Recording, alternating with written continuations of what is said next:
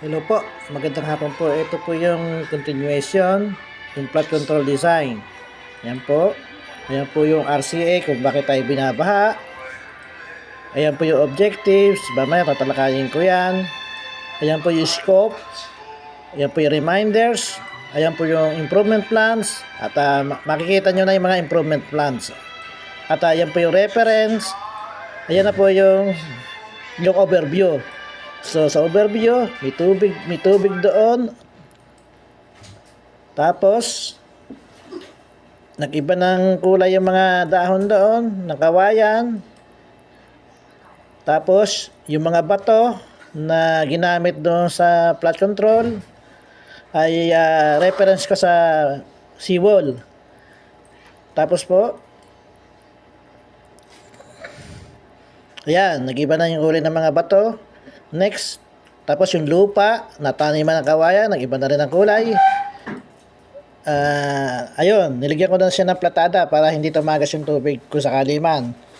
Ngayon po, ayan, bumaha na. Ibig sabihin, nung bumaha siya, gumana na yung, pumunta na dito sa reserva, sa pumping station 1. Since na kaya pa, pag hindi na kaya, utusan niya yung 2. So, ayan po ay nagawa ko na lahat. Ako na ang gumawa ng design. Approval na ng mga manager. So, ang nangyari po, since na tapos na tayo dyan, dito naman tayo sa halimbawa, ay kaming mga senior, magtutropa kami. Ito po, susunod.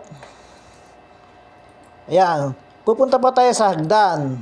Kung papansinin natin, yung hagdan natin na ito, dinesign ko na talagang komportable kaming mga senior na para hindi kami sumakit aming tuhod. Hindi po kamukha sa hagdan ngayon. Pagka kayo umakyat sa seawall, sa flood control, kulang na lang humalik ka doon sa semento.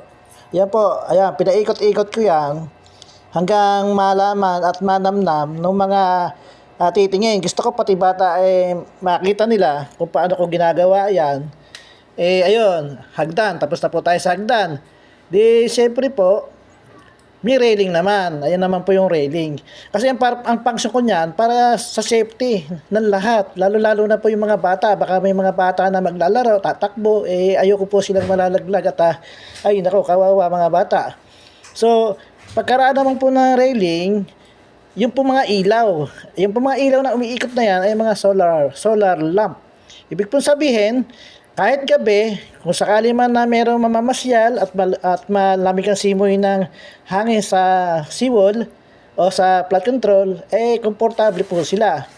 Tapos po, yung plant box na pinaikot-ikot ko na yan po yung taniman ng kawayan at the same time, pwede po silang magpo dyan. So, bali, napaka-komportable na gusto ko yung mga papasyal at napapagod na sa haba niyan. Palagay na nakatanim yan sa seawall ng dagat. Siyempre, kahit paano mapapagod. Kaya gusto ko, hindi sila mapapagod at nakaupo. Katulad ko na senior na, mahilig po akong maupo na. Sumunod po, ayan po. Yan po yung mga lamesa.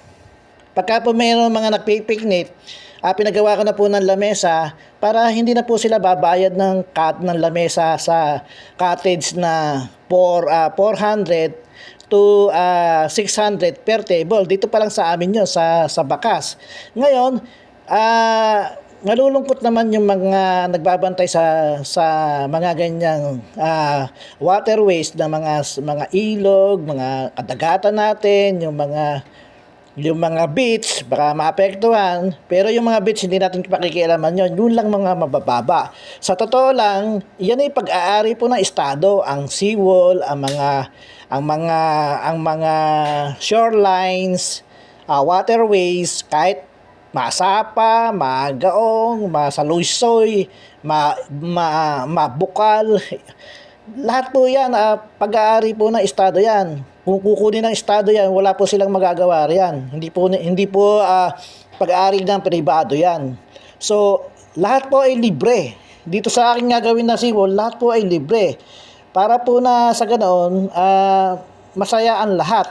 Ngayon po, bahala na kayo kung meron pong lata-lata dyan para po doon sa magme-maintenance at para po lagi nang malinis yung ating kapalikiran dyan, may nagwawalis, at tayo mga barya-barya naman na ililigay nyo sa lata, yun ay ating ibibigay doon sa mga maglilinis.